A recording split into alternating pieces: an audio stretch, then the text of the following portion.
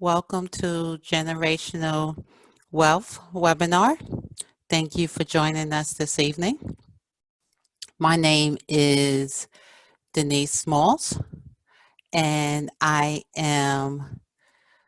work for the West Lakes Financial Wellbeing Center. So thank you for your time this evening and for staying with us through this webinar. Before we get started, I just want to give you some housekeeping rules. Everyone is currently muted and your video is turned off. If you have any questions throughout this webinar, down at the bottom of your screen, you should see a Q&A feature. Please use that and all your questions will be answered at the end of the webinar. So as you're going through the webinar, please feel free to put questions in as we going along. Once the guest speakers are finished, there will be a post-test link provided for you in the chat. If you can just click on that link, put your full name, and then answer the questions and hit submit, we would really appreciate that. And by the way, the post-test is the same questions you answered when you first registered for the webinar, but now you'll have all of the answers when you submit the post-test. We will also have a raffle drawing at the end of the webinar, and the webinar will be recorded. So again, if you have any questions as we go through, please feel free to put those questions in the Q&A link. My name is Denise Smalls, and I'm with the West Lakes Financial Wellbeing Center, and we are the hosts of the webinar. But I know you didn't want to come here and hear me, so I am going to turn this over to Africa Henley, and she is an awesome realtor here in the community, and most of you know her already, and I'm familiar with how dedicated she is to you and to the community, and we just love her to death. So please give her your utmost attention, and to her two panelists that was with her. And again, if you have any questions as we go along, please feel free to put your questions in the Q&A. Thank you. Africa. Hi guys, I'm Africa Henley. Most of you guys know me because I used to work at Pandana, but now I am a realtor and I would love to get you guys into a new home. So I have brought with me my colleague Katia. She is an amazing realtor as well, and then she also does credit repair. So that's like, she's like a triple threat. And then I also have Chris Gonzalez with me. He's with Union Home Mortgage, so he will get you pre-approved so you know what your buying power is. So what I'm going to do is share my screen so you guys can all see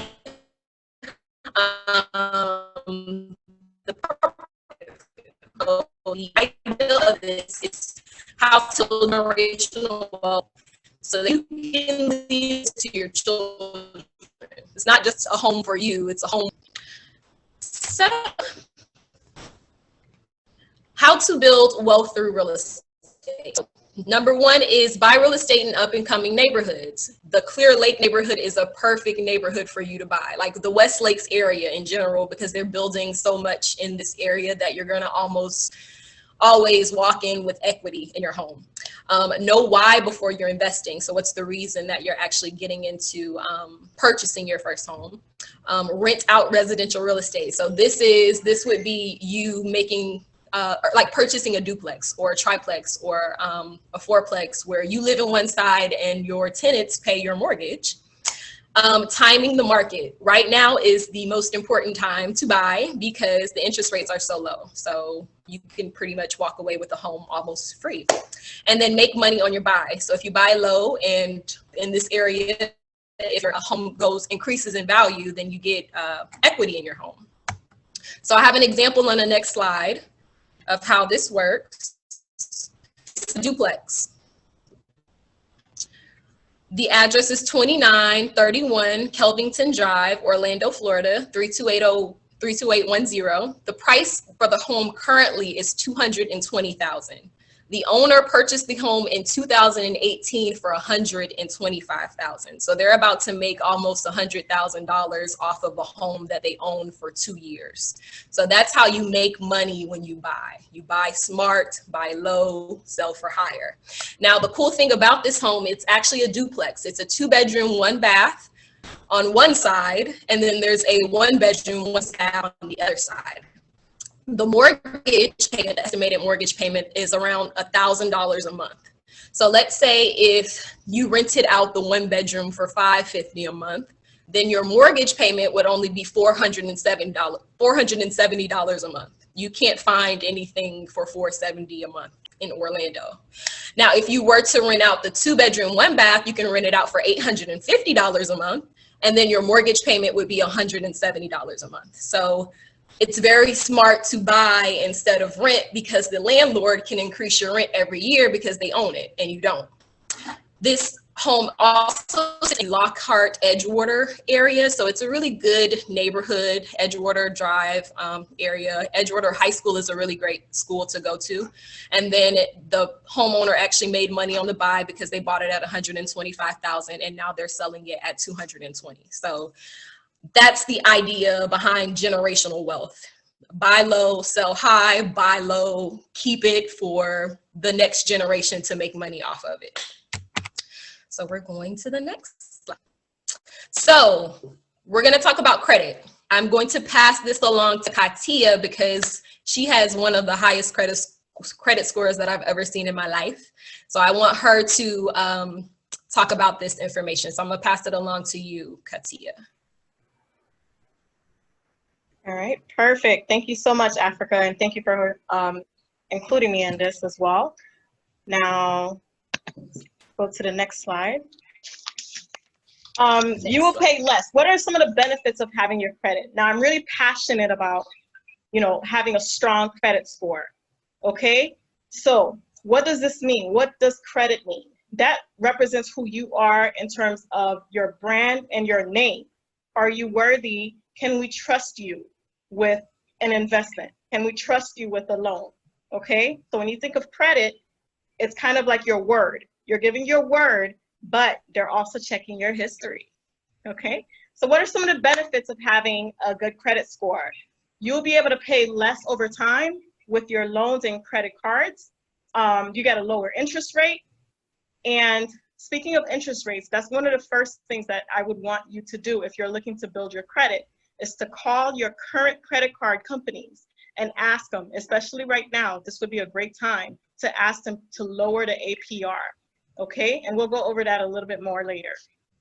It's easier for you to get approved for loans, credit card loans. If you're trying to get a home right now and you're speaking to Africa and you're like, hey, look, I need to get I need to get approved, it's important to have a good credit score. You get lower down payments on your utilities, electric bill, and other services. That is wonderful. Okay, when you're transitioning and you're moving into a new place, you're already spending a lot of money. So being able to pay less on your utilities, your cable bill, they may depending on how good your credit is, you may not have to put any down payment. Okay, so that's more money in your pocket, especially when you're transitioning and you're moving your family from one home to the next. If you apply for a job, loan, bank, credit card, you're actually pulling your report. Not to judge you, it's more of to see, okay, how can we really trust you? How responsible are you? Okay, so something to remember, the importance of having good credit. Next slide. All right, so when they're looking at your credit, what does that actually entail? They're looking at a lot. Like I said, how responsible you are, how much money you actually owe, right? How long you've had your credit score, your credit cards, for example. So if you started, you had a credit card by the age of 18, since 18 years of age, you've been building your credit. It doesn't matter if it was $300 that you're provided with that card. As long as you have that history for over the years, that's better for your credit score. It also checks to see how many new credit cards you may have, how many loans you have under your name, and this is a big one, delinquent payments. If you want to drop your credit score, you don't care about what your credit score is, that's the biggest one. So if you actually want to have good credit, make sure you're paying on time or early. Quick fact, there are 3 major credit reporting companies, TransUnion, Equifax, and Experian. I'm actually going to show you somewhere that you can go log in and be able to pull your own credit score, including all 3 of these. Next slide. So that's the question, right? How can you build your credit? How can you improve your credit score? Pay your bills on time or early. It doesn't matter if it's 1 day, it makes a big difference, right? If you're not eligible for a credit card right away, a regular Visa, MasterCard, you can apply for a security card, okay? You may go to your bank and say, okay, I have $400, $500, $1,000 cash, but my credit score is terrible. They don't approve me for a card. Well, what can I do? What they'll do is they'll allow you to put in some money, like a deposit on a card, and you'll be able to purchase and build your credit that way slowly. So you can check with your bank to see for security card. Now, buy things that you can afford. I'm going to show you a trick that I've used to build my credit to where it is now, which it's something that you can do as well. If you have a credit card or 2 currently already, what I suggest you do is you use that credit card as a debit card. Now, buy things you can afford, which means if you weren't planning on getting it with cash right away, don't even purchase it. It's strictly for things that you need and you know you'll be able to pay at the end of the month. Okay, so if you're buying groceries, if you're getting gas, and you know you have that cash for it right away, you can go ahead and pay it with a credit card, and at the end of the month, you pay that credit card off. That's a very good way to build your credit. So I mentioned to you before, currently right now is a great time to ask your credit card companies to lower your annual percentage rate, which is the APR. So go ahead and give them a call if you already have a credit card and ask them about it. They're very flexible right now because of COVID, so they may be able to bring down your APR for you right away. So just remember, it'll take some time, but you can get your credit score up to excellent if you really, if you put the energy and the time for it. Next slide. So I mentioned to you, you're able to pull your own report. Everyone here gets a free annual report, okay? And I know there's some really catchy commercials, that you may see on TV, but this is a legit way to check your credit, and it is free, okay? You get 1 annual credit report every year for free. If you go to this website, which is on the screen right now, annualcreditreport.com, you can also call them. It's much better to just go to a website because you can see everything, the details of the 3 major companies, which I mentioned before. So you'll be able to pull, if you haven't pulled it yet, it's October, you're welcome to just go after this presentation, go to this website, pull your report, get detailed information. What I like to do is save it on my desktop, and you can refer to it later on. So what you'll do is you'll compare now and next year to see how your credit has built over the years. Other ways that you can actually check your credit report, I do have a company that I'm working with, so you can check monthly, daily where you are with financial education services. If you're interested in that, just let me know. But this is something that's available to you today. Definitely wanted to share that information with you. So this is my contact information. Feel free to call me or email me if you have any questions, if you need any tips about building your credit. I'm really passionate about that because the stronger your credit score is, the higher it is, the more freedom you have to do what you want to do, okay? It's just a matter of being responsible, being able to check on your credit, and having the resources to be successful and have the credit score that you want. Thank you, Katia. So we're gonna go to the next slide. So there are 4 different types of loans that you have the option to choose from. Well, not all of them, but the FHA loan is the first time home buyer's loan. That's usually if you have not purchased anything within the past couple of years, you can qualify for a FHA loan. The good thing about that is a lower down payment and lower credit score. But right now, I believe it's around 600. We're going to go to the next slide to show you the credit scores. Conventional loans are backed by private lenders. So that's your traditional loan on a home. USDA loans are for the country. So you can go out to Polk County, where I'm from, and get you a nice USDA loan. They will pay you to move into areas that need more, you know, population growth and things like that. And then the VA loan is for active duty military or veterans or their spouses. So those are the 4 different types of loan options that we have here. Now, how much can you afford? A good rule of thumb is home should cost no more than 3 to 5 times your annual income. So if you're making $35,000 a year, 3 times that is a home that's $105,000. 4 times that is a home that's $140,000. And 5 times that would be a home that's $175,000. Don't try and get this big house with this big mortgage payment and be house poor, and then you don't have enough money to furnish the home, because I've seen things like that happen. What you need to know, your debt to income ratio. So your debt to income ratio is all of your monthly expenses divided by your income. So your rent, your credit card payments, your tuition, your car payments, those type of things divided by your monthly income.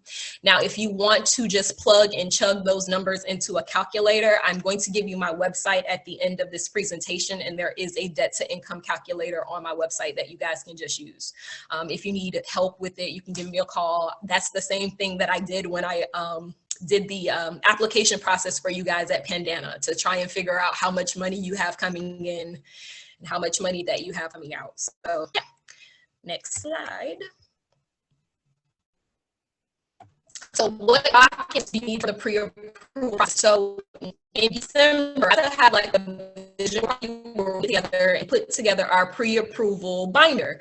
So in your pre-approval binder, you're going to need your W-2 or your I-9 form for the past 2 years, taxes from the past 2 years, paycheck stubs for at least 30 days, your bank account statements for the past 2 months, other account or other asset statements. So if you have like stocks, bonds, other assets, you would provide proof of that.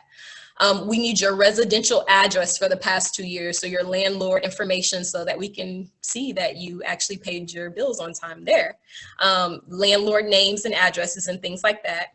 We also need a list of new monthly debts that's not listed on your credit report. It's not a requirement, but it could possibly be good to have that just in case if the lender is asking for it. So all of these things you should have somewhere situated in a binder that says my new home 2020 or 2021, so that we can have that, you know, that ball rolling, get that ball rolling.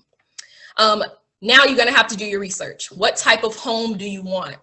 Now, a condo would be kind of similar to an apartment. So it's just an apartment that you own, basically, where you have the amenities to the gym and the pool. You pay for that. You have a really high HOA fee or a condo fee that you may pay for if you decide to go with a condo. A townhome, which would be a house, but it's attached to other homes. So it's not a single family detached home, but a townhome is a nice option for someone who don't want a super big house, or someone who wants to live in a nice new hip neighborhood, because usually homes are kind of newer. So then you have your traditional single family home. So that's your detached home. You'll have your neighbors next door to you. You could possibly have a garage or a carport or just a regular driveway. So a single family home is a good option. What I recommend, if you can find something that's affordable, a multi-family home. If you can find a duplex where you live in the 2-bedroom, 1-bath on one side, and the other person who lives in the 2-bedroom, 1-bath on the other side pays your whole entire mortgage and you're living rent-free, that's like a win-win. It's just, as soon as duplexes come for sale in Orlando under 200,000, they go quick. They go really quick. So if that's something that you're interested in, go fill out the buyer questionnaire on my website, and then we can start looking at the MLS to you.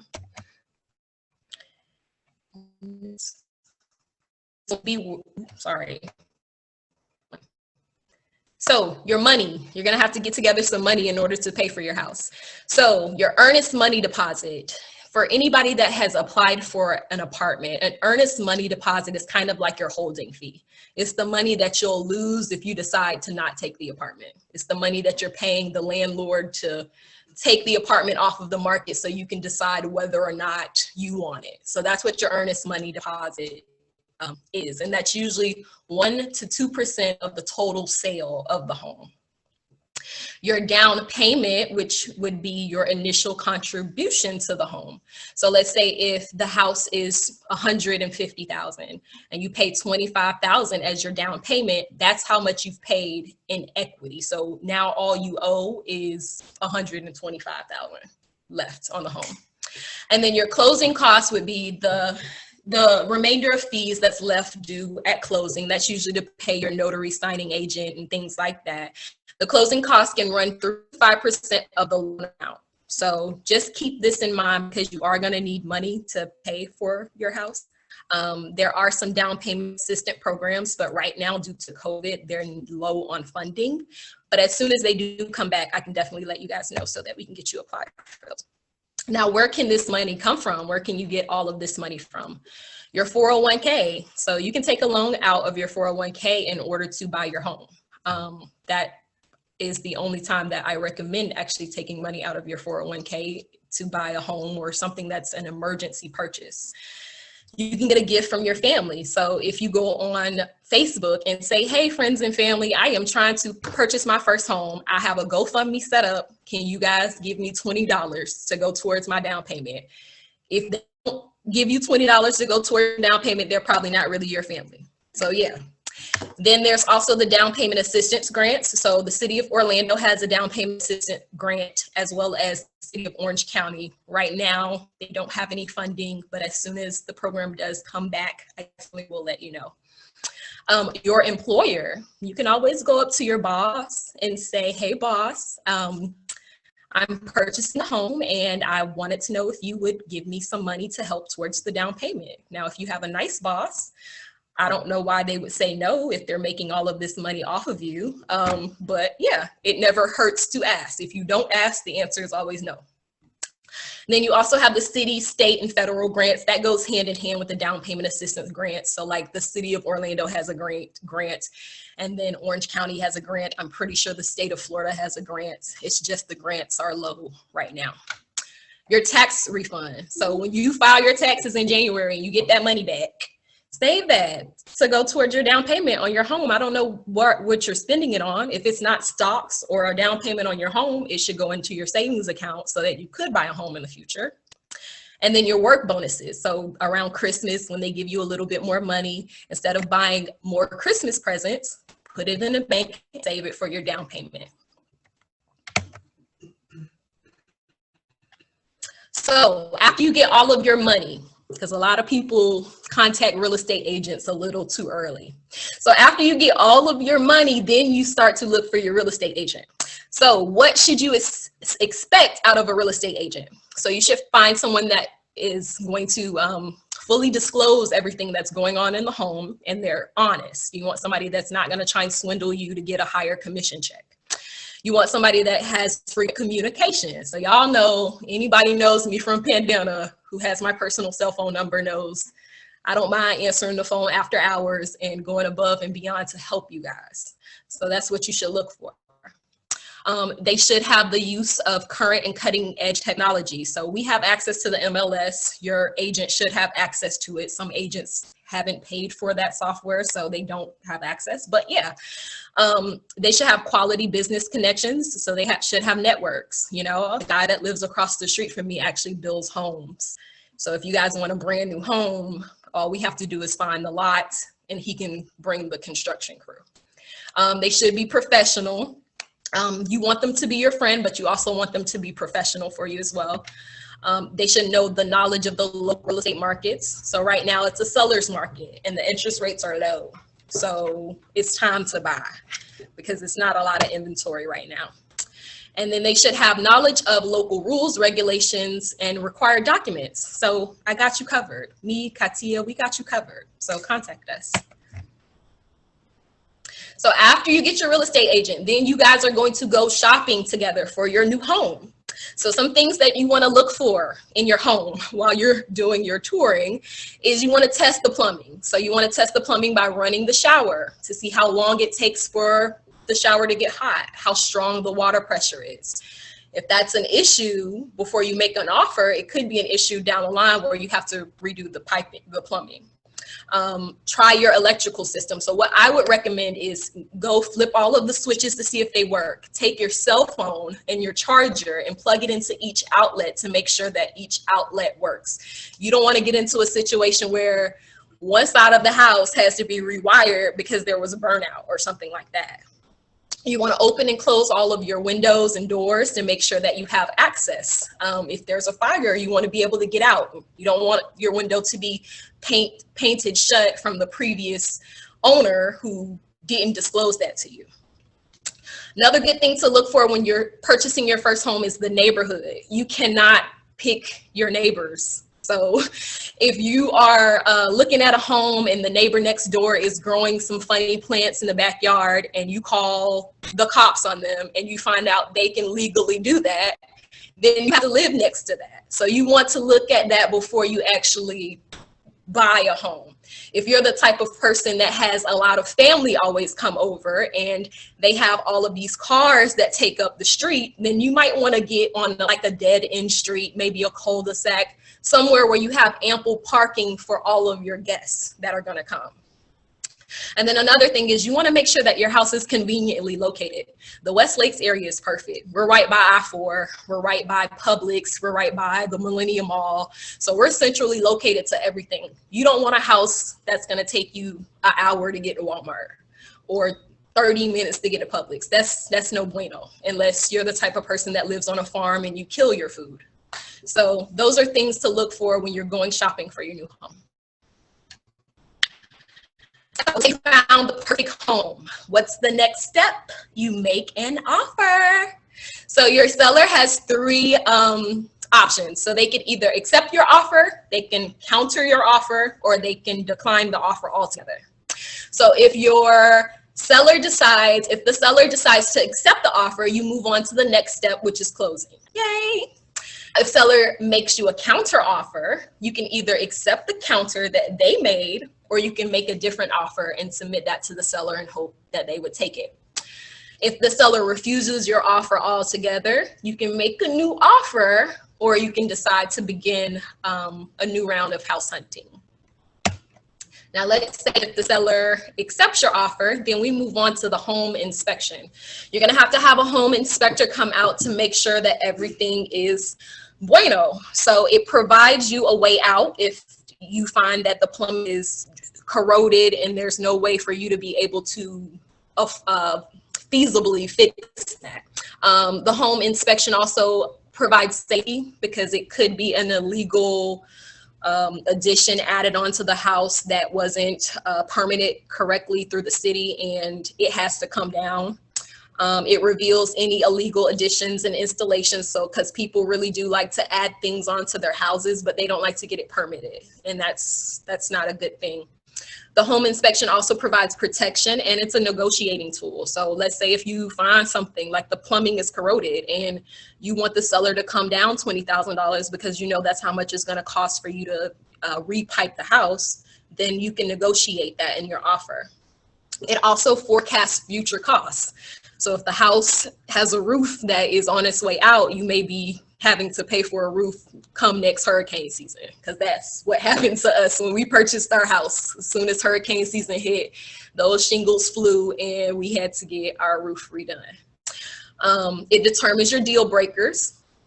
You learn to protect your investment through the home inspection.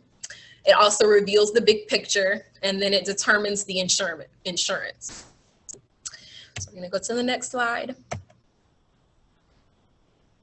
So after the home inspection, then you're going to secure your financing. So let's say if you decide to go through the same lender that you went through in order to get the pre-approval process done, then you may just have to submit some small additional documents.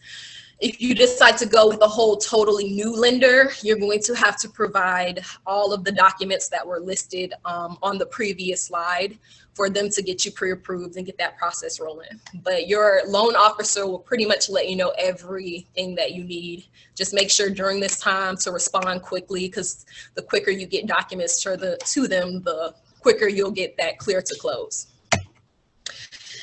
So after this, you're gonna have to get an appraisal. So the appraisal is for the mortgage company to say that your home is actually worth the amount that they're going to give you to pay for it. So your appraisal is an unbiased estimate of the true value of what the home is worth. If your lender, your lender will hire the appraisal, so you don't have to do anything there. Now, if the appraisal matches your offer price, so let's say if you offered 150 and your appraisal came back as 150, you're clear to close. That's a good sign. Now, if your appraisal comes in above your offer price, let's say you offer 150,000 and your home appraises at 175,000, that means that you have $25,000 in equity in your home already walking in. So you need to get a house in West Lakes, because that's what happens in the West Lakes area. Now, if your appraisal comes in lower than the offer price, the lender is going to say, I'm not going to pay 150,000 for a home that's worth 125. So you're going to have to come up with the other 25,000 in order for you to secure this home. Now, if you believe that the appraisal is incorrect, you're more than welcome to have another one. You just request that from your lender. After your appraisal goes through, you purchase homeowners insurance. So I actually have a story that happened to us with homeowners insurance. During Hurricane Irma, my grandmother's house was actually smashed in half with one of the older trees that needed to be cut down, but the hurricane knocked it on top of the house. The homeowners insurance policy actually paid for a brand new house. They had to build a house from ground up. So don't cheap out on your homeowners insurance policy, especially in the state of Florida. You never know, a hurricane, a sinkhole, a tornado, we may actually break off of the United States and start floating. So you really do need to get you a nice homeowners insurance policy. So we can recommend you to a lot of different companies that you can shop around and get the best rates. So after you get your homeowners insurance, then you are going to close and move. So many buyers, they do a final walkthrough. The reason that you do a final walkthrough is you want to make sure that they didn't steal the kitchen appliances that they told you that were included in the home. You just want to make sure that everything that was agreed upon is still there. You just want to make sure that everything isn't damaged or anything like that. On closing day, expect to spend a few hours at the title company, so you do have to sign your paperwork and get your keys. Once you pay all of your money, your sale is recorded, and then they will hand you over your keys. So you can start setting up your electric, cable, internet. If you're buying a condo, make sure that you know the condo fees or the HOA fees, and things like that. So that is the closing and moving process. So if you guys have any questions for us, my name is Africa Henley. We have Katia here, and then we also have Chris Gonzalez from Union Home Mortgage. So if you guys have any questions for us, just make sure you drop them down in the description below. And if you guys want, we can definitely email you this PowerPoint so that you have it for your records.